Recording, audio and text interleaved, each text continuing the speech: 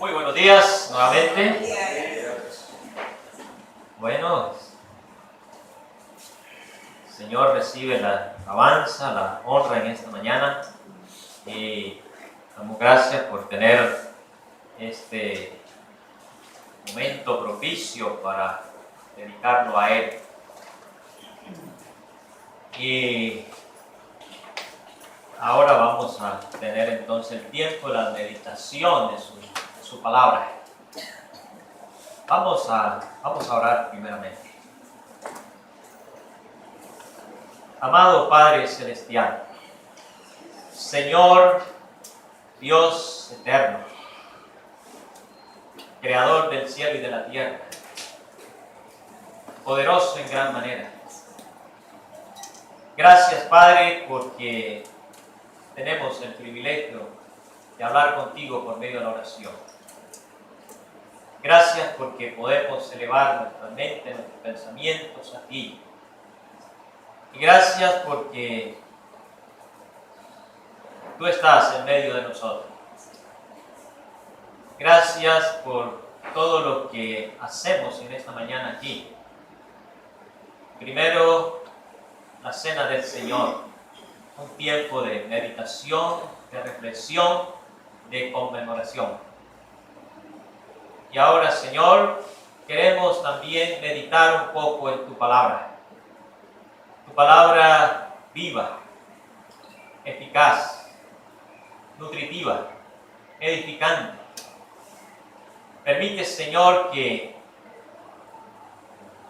esa sustancia que viene exhalada directamente de ti pueda nutrirnos, pueda llenarnos, pueda sostenernos, alentarnos, producir en nosotros gozo, amor, fe, confianza, seguridad. Que tu palabra esté en nuestras mentes, en nuestros corazones, para nuestra edificación y para tu honra y gloria, Padre. Guía este tiempo y permite que sea el poder de tu Santo Espíritu quien nos ilumine, comenzando conmigo, para entender, comprender un poco mejor de tu palabra, un poco más de tu palabra, que podamos llenarnos de ella, Padre, para vivir para ti. Gracias, Señor, por este tiempo. Toma el control, toma la dirección, en Cristo Jesús. Amén. Bien, hermanos, yo los invito a que vayamos nuevamente al libro, la carta del apóstol Pablo a los romanos. Hemos estado viendo un poco con relación a esta carta. Una hermosa carta, un contenido extraordinario. Sinceramente, donde se fundamenta nuestra fe, el evangelio de salvación.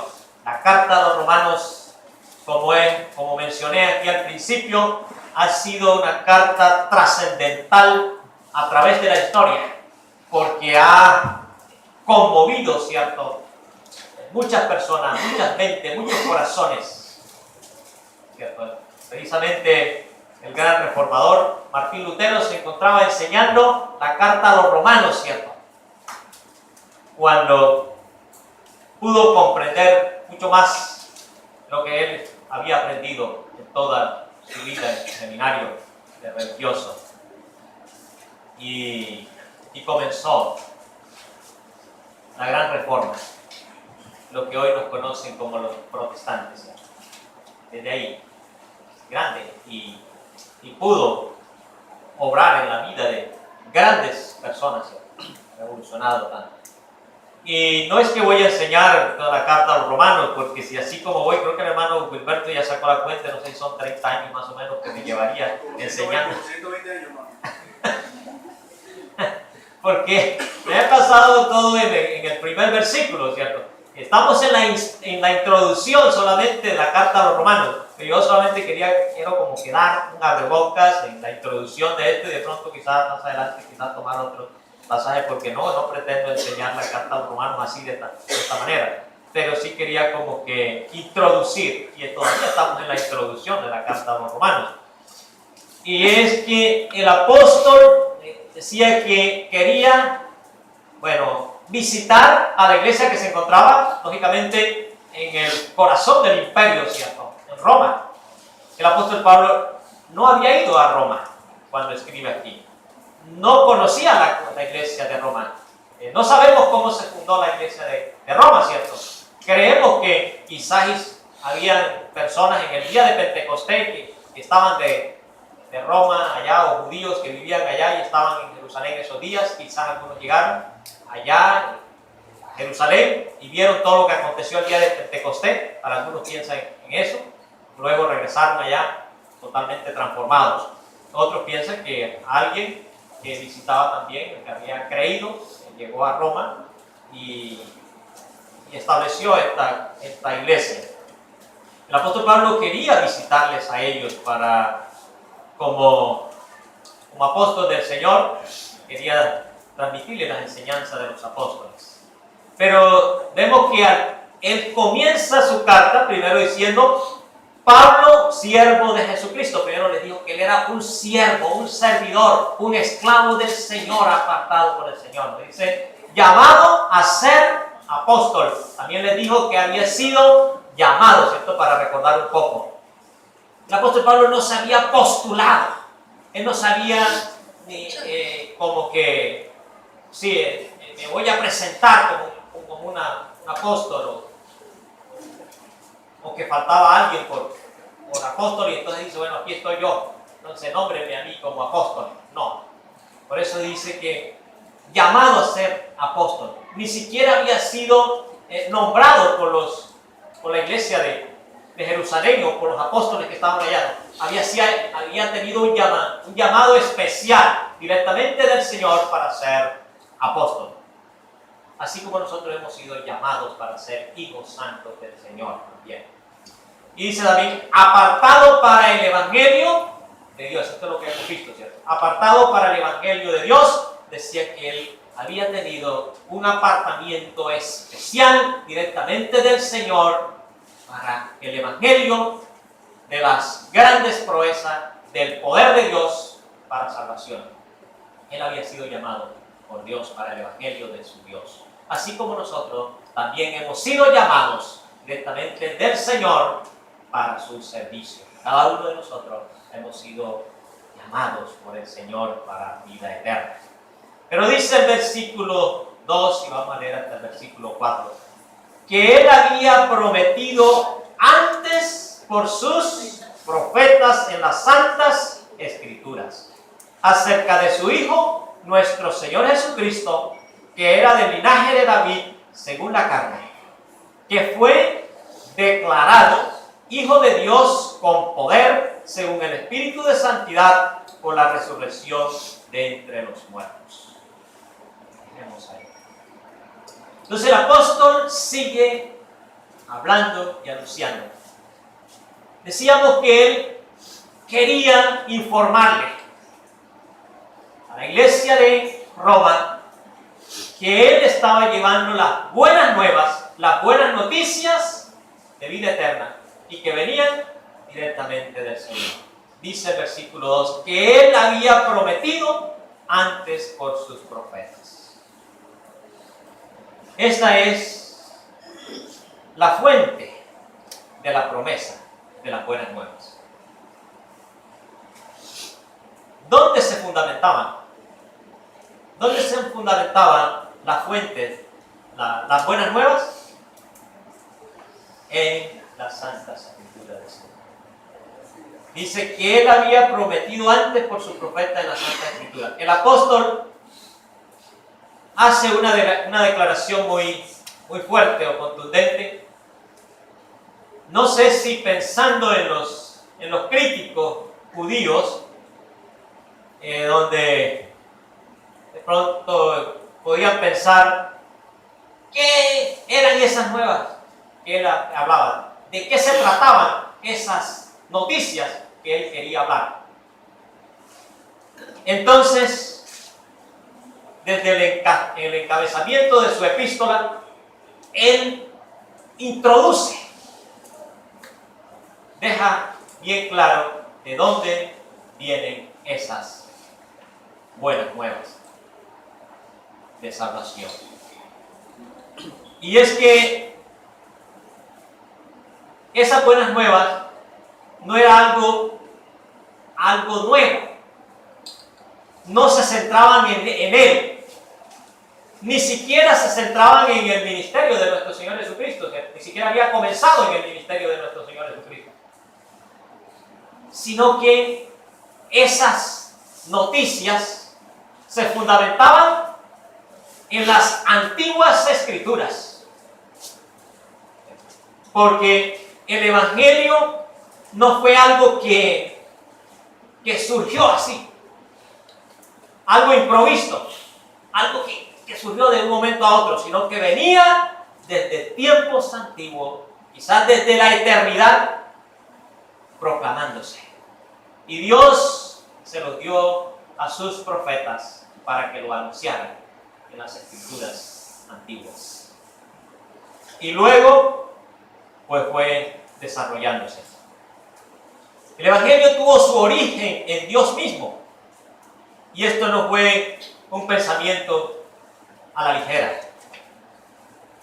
Fue prometido por Dios antes por sus profetas en las Santas Escrituras. Desde Moisés, ¿cierto? Y desde antes de Moisés. Fue prometido por los profetas. Por ejemplo, Moisés fue el gran legislador, pero él se consideraba como un profeta. Él dijo: profetas como yo me levantará el Señor. Entonces él se consideraba como un profeta. Entonces el apóstol quería dejar claro que las buenas nuevas que él enseñaba son en realidad las noticias antiguas que se encontraban en los escritos hebreos y que ahora tenían el cumplimiento completo en la obra de nuestro Señor Jesucristo, en la persona de nuestro Señor Jesucristo. Pero hay algo que dice aquí, que él había prometido antes por sus profetas. Yo creo que el uso que el apóstol hace del término profeta tiene que ver sinceramente con los escritos del Antiguo Testamento. Está refiriéndose a todos los escritos del Antiguo Testamento en general, porque todos ellos fueron realmente voceros de Dios, y es realmente el significado de esta expresión, profetas, significado de esa palabra.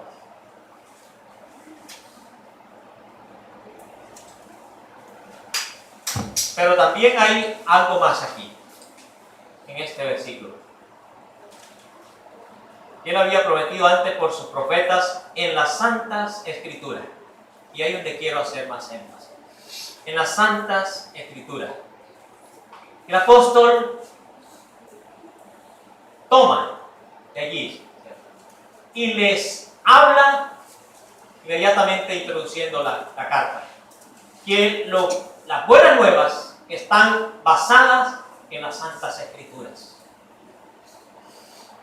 Y uno piensa, ¿por qué el apóstol quiere dejar claro dónde se fundamentaban las buenas nuevas o las noticias que él quería transmitir?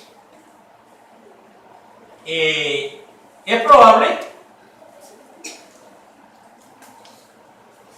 que el objetivo de establecer una diferencia en el Antiguo Testamento de esta enseñanza es que las buenas noticias estaban fundamentadas en la inspiración divina del Señor. Como ya sabemos, los emperadores, como habíamos hablado, los emperadores anteriormente reclamaban una deidad para ellos. Y cuando hablaban en su nombre. Y mucha gente pensaba que al hablar el emperador, prácticamente era una divinidad que estaba hablando. Y por eso los anuncios de ellos eran tenidos muy en cuenta. Y por eso ellos le rendían hasta culto, le rendían pleitesía, honor a los emperadores, porque pensaban que ellos hacían parte de una deidad.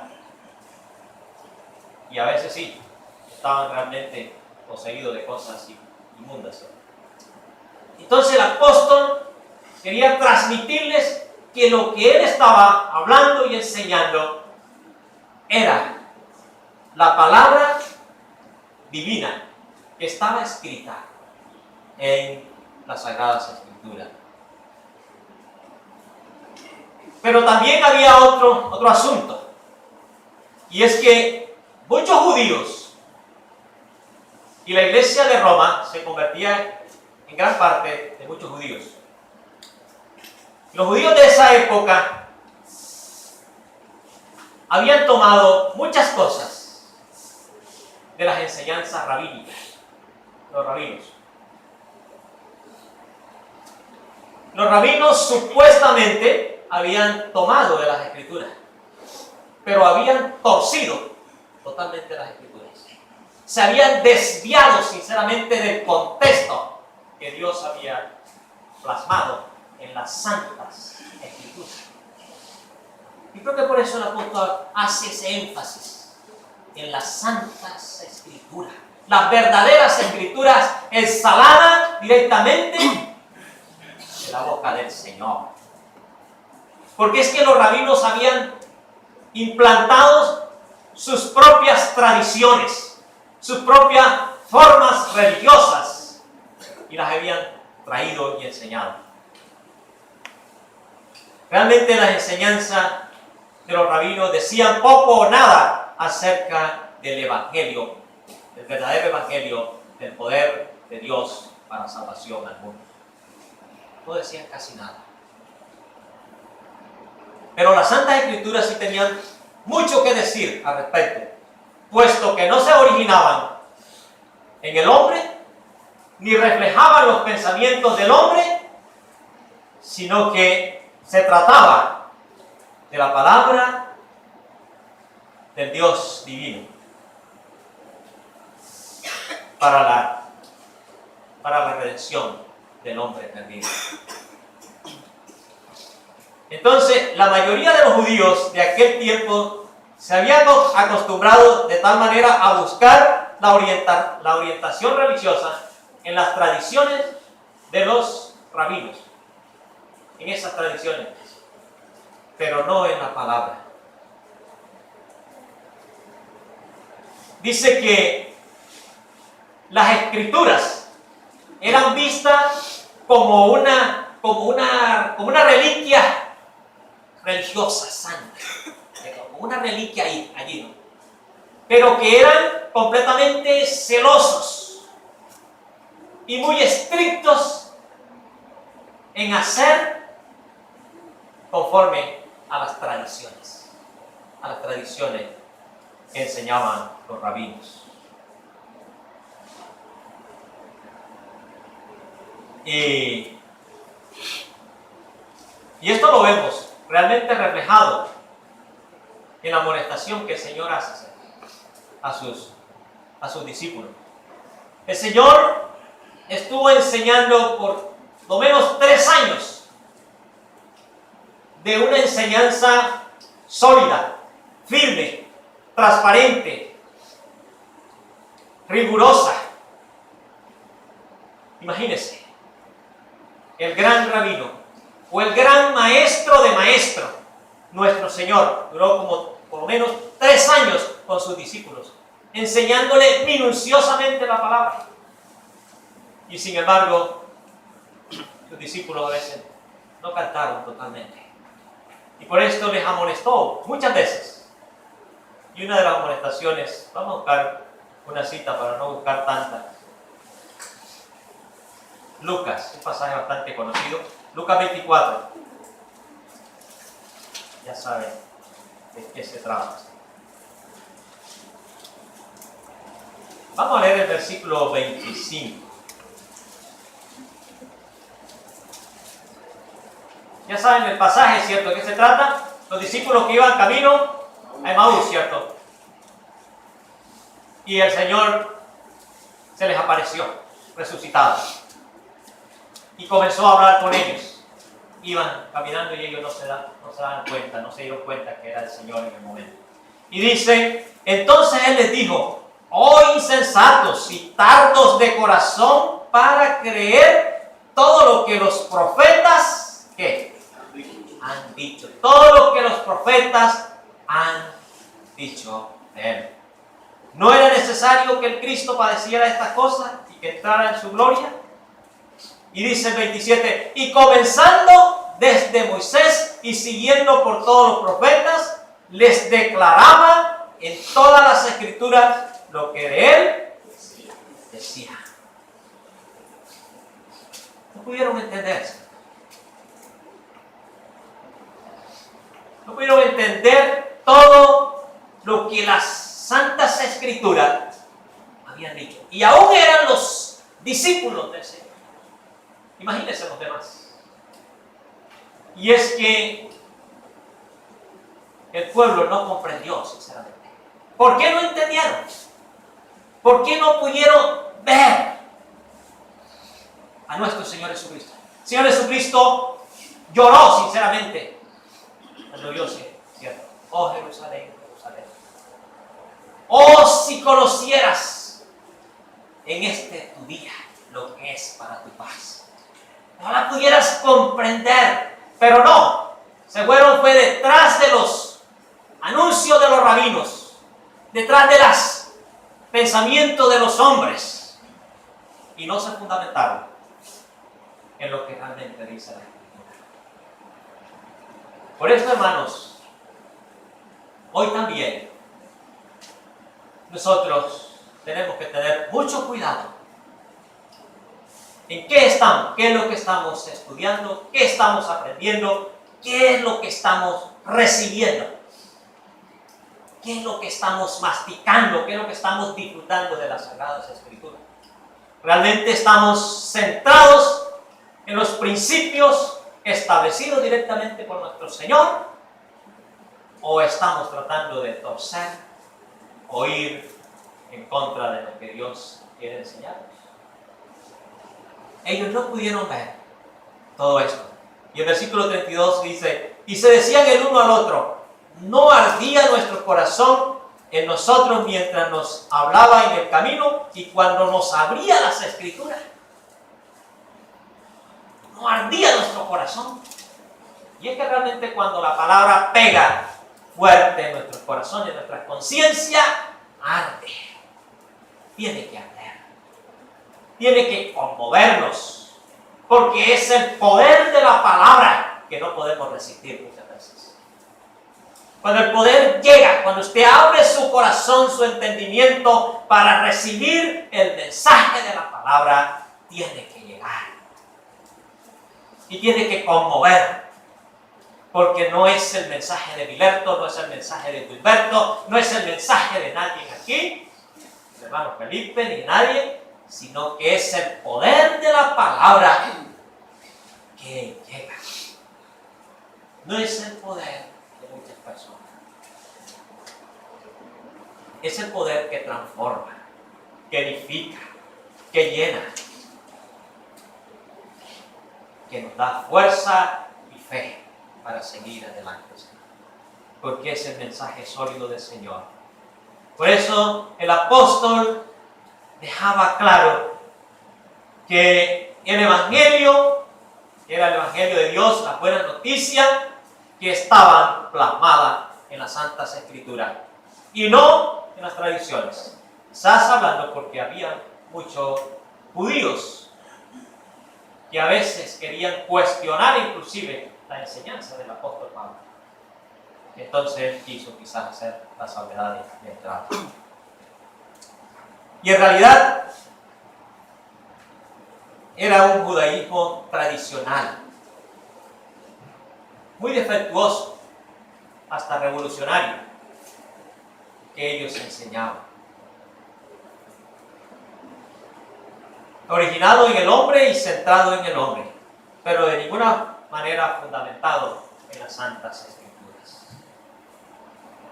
Tenía aquí un pensamiento, eran los proponentes de esa perversidad del judaísmo fabricado por el hombre, a quien Jesús se opuso. El Señor Jesucristo se opuso y cuestionó duramente durante su tiempo de ministerio aquí. Por eso escuchamos frases del Señor Jesucristo, especialmente en el Sermón del Monte encontramos, oíste que fue dicho. Y una parte, sí, lógicamente que se fundaba en lo que había sido escrito en el Antiguo Testamento y que ellos, pero muchas de estas advertencias que el Señor hablaba, se trataba de aquellas enseñanzas de los rabinos.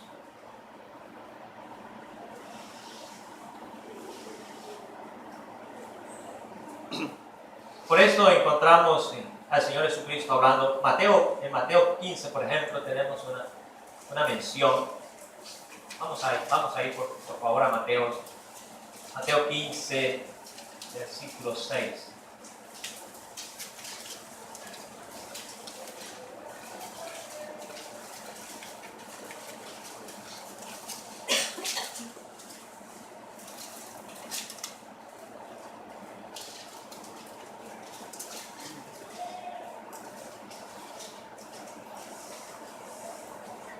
Bueno, versículo 5. Pero vosotros decís, cualquiera que diga a su padre o a su madre, es mi ofrenda a Dios, todo aquello con que pudiera ayudar. Bueno, esto viene. El versículo 4 dice, porque Dios mandó diciendo, honra a tu padre y a tu madre. Y el que maldiga al padre o a la madre, muere irremisiblemente. Eso estaba escrito en la ley, ¿cierto? Pero dice, pero vosotros decís, aquí ya esto parece que es añadido por ello. Cualquiera que diga a su padre o a su madre, es mi ofrenda a Dios, todo aquello con que pudiera ayudarte. Ya no ha de honrar a su padre o a su madre.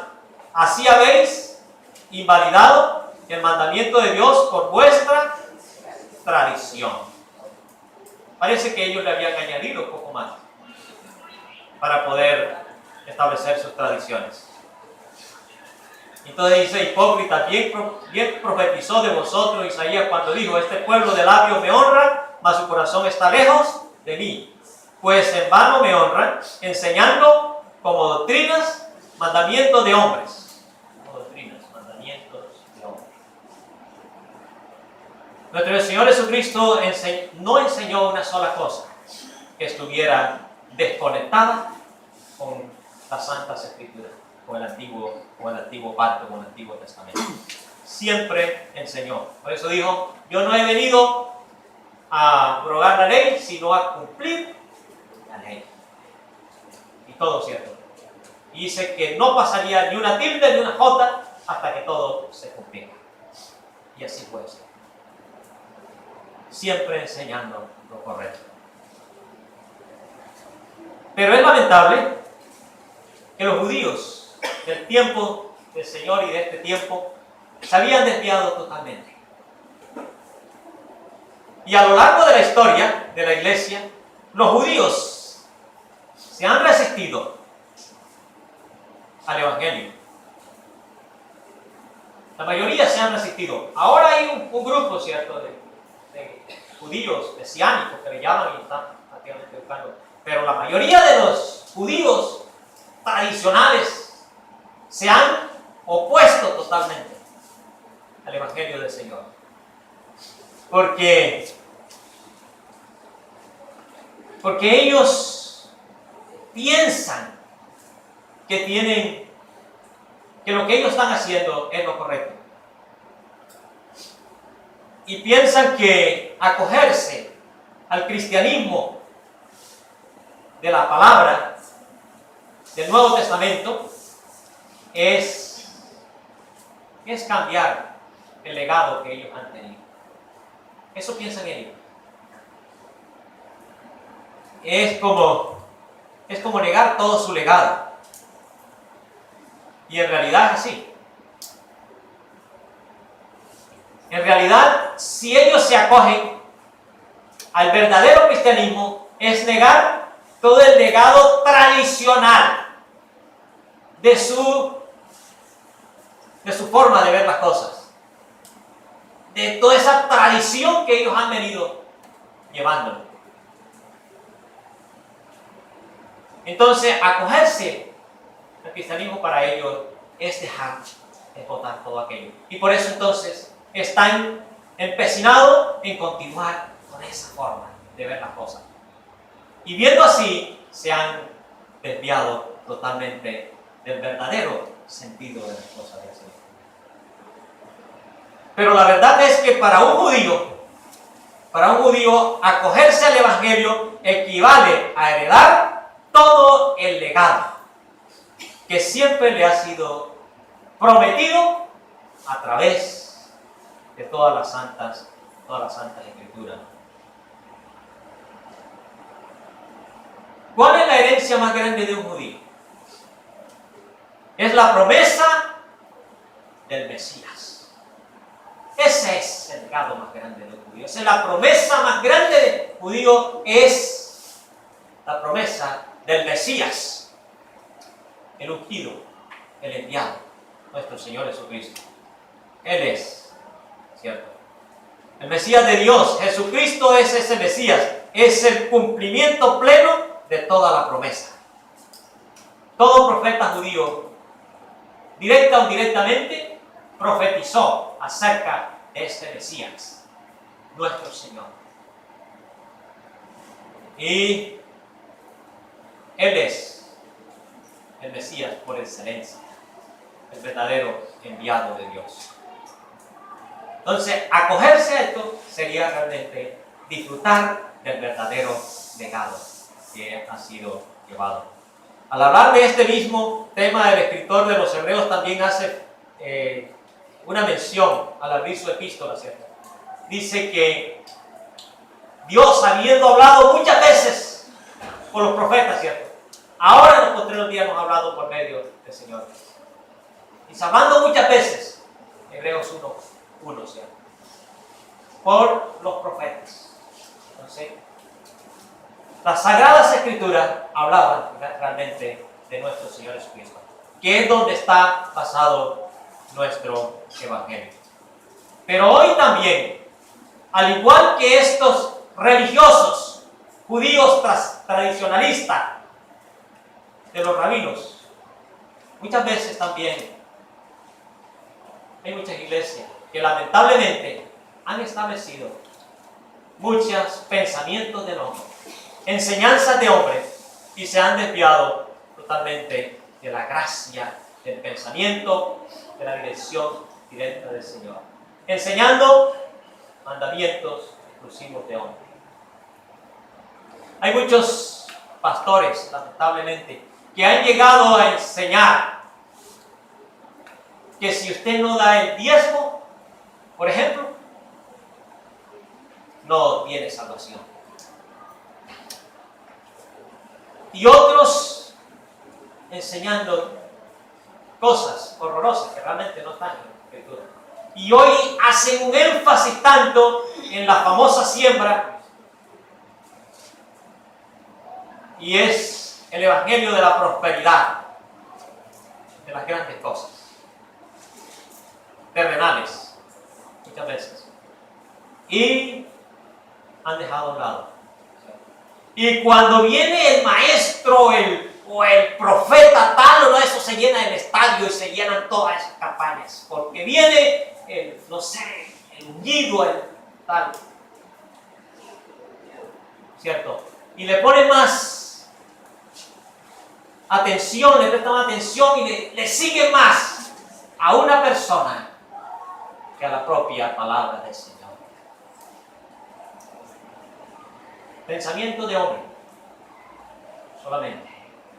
Hermano, aquí está la palabra profética más exacta, en la cual hacéis bien en estar atentos, escudriñando, pensando en la palabra.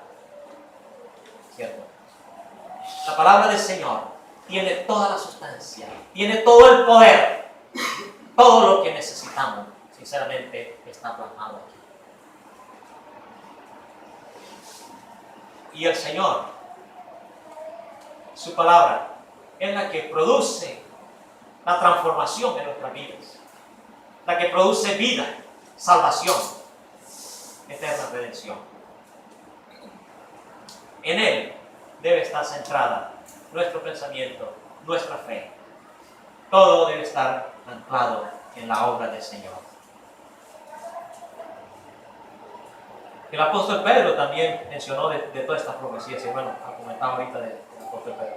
Este es el evangelio de las buenas noticias. El apóstol quería proclamar el evangelio verdadero de Dios. ¿Dónde está centrado hoy entonces nuestro evangelio? Las buenas nuevas de salvación, ¿dónde están centradas? ¿Realmente se basa sólida y contundentemente en la palabra del Señor? ¿O estamos pensando en la palabra que dijo fulano, que dijo el profeta tal, o que dijo el maestro, el rabino, no sé, en el ordenado, licenciado, porque sí hay rango en muchos grupos ya? Y hay personas que dicen, no, pero fue que lo dijo fulano. Y es que lo que él dice, eso es casi, eso prácticamente ¿cierto? La voz de Dios.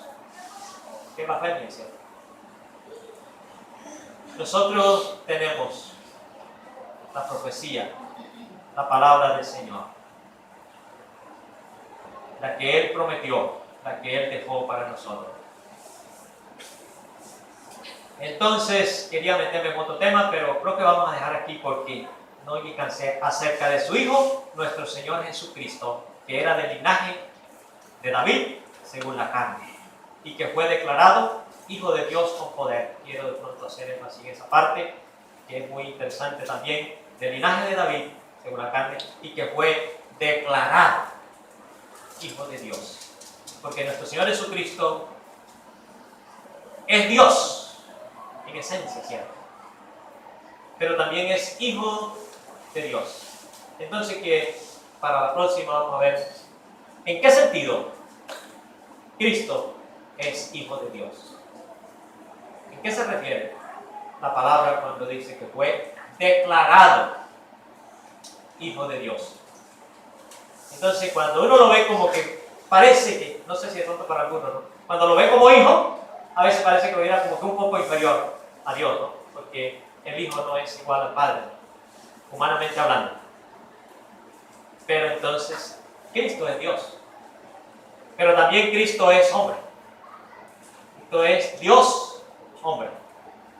Pero entonces, ¿en qué sentido es Hijo de Dios? Entonces, más adelante entonces veremos.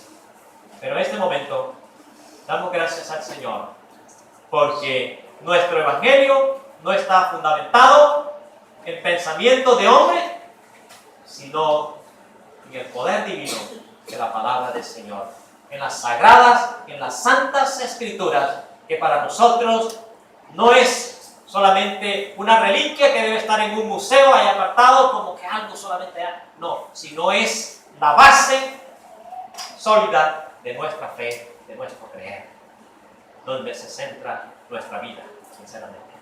Vamos a orar. Padre Santo, gracias te damos, Señor, por este día. Gracias por tu palabra, porque ella es vida, porque ella es salvación, porque en ella, Señor, encontramos toda la sustancia que necesitamos para nutrirnos, para edificarnos, para iluminarnos, para llenarnos, Señor. Guíanos, Señor, de tal manera que podamos comprender, entender que es la palabra exhalada directamente de ti y que no tiene falencia, que es perfecta, que es tu misma palabra, que nos instruye, que nos redarguye, que nos exhorta, que nos enseña contundentemente, Señor, que nos ilumina el camino para andar conforme a tus santos preceptos. Gracias, Padre. Permite que esté siempre en nuestros corazones. En Cristo Jesús te lo pedimos. Amén.